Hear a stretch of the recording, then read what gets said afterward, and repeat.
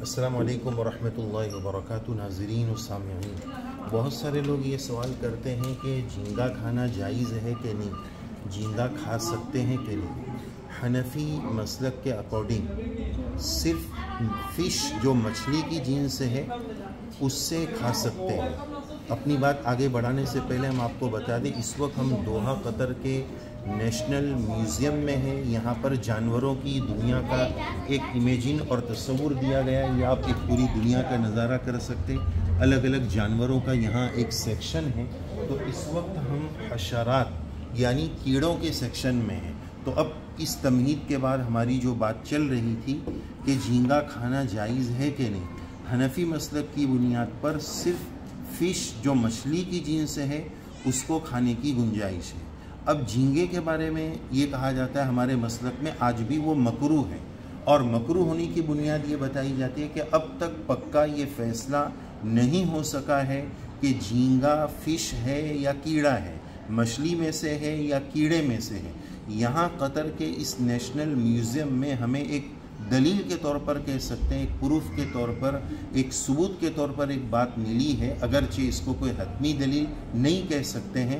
اور ماہرین حیوانات کی جدید تحقیق کے مطابق ہم نے یہ بھی پڑھا ہے اور سنا ہے کہ جھینگا مچھلی نہیں ہے بلکہ کیڑا ہے، واللہ عالم۔ لیکن یہاں اس وقت ہمیں آپ کو ایک چیز یہ دکھانی ہے کہ یہ جو پورا سیکشن ہے، یہ پورا سیکشن کیڑوں کا سیکشن انہوں نے بنایا ہے۔ دیکھیں یہاں سے لے کر یہ سب کیڑے، سب کیڑوں کو یہاں درشایا گیا ہے۔ دیکھیں یہ سب کیڑے ہیں، الگ الگ انداز کے یہاں پر یہ کیڑوں کو جمع کیا گیا ہے۔ اور انہی کیڑوں میں آپ یہ دیکھ سکتے ہیں الگ الگ جھینگے، جس کو لابسٹر بھی کہا جاتا ہے۔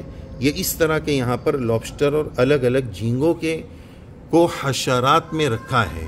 تو یہاں سے ہمیں یہ ایک قسم کا ثبوت ملا۔ دیکھیں یہ حشرات کا سیکشن ہے اور اس کے بارے میں یہاں لکھا ہوا بھی ہے، یہ حشرات کا سیکشن ہے۔ دیکھیے السرطان، یہ کیکڑا ہے، یہ کیکڑے اور جھینگے کی دنیا ہے۔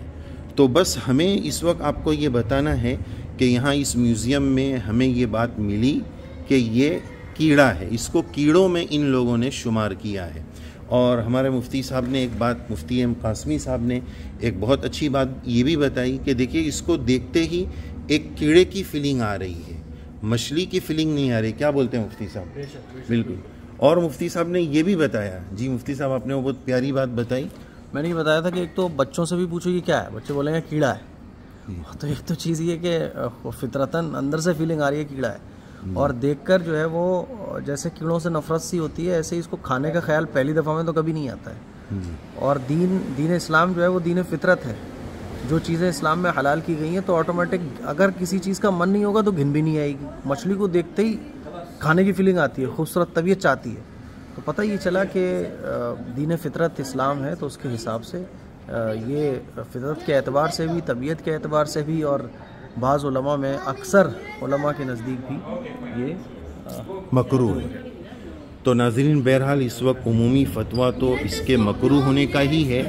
بعض ہمارے علماء یہ بھی کہتے ہیں کہ آ جائے تو کھا لو، خرید کر نہ لاؤ۔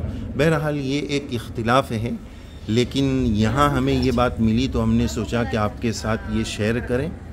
بہرحال اللہ تعالی ہمیں حلال کا اہتمام نصیب فرمائیں اور حرام سے اللہ تعالی ہم سب کی حفاظت فرمائیں۔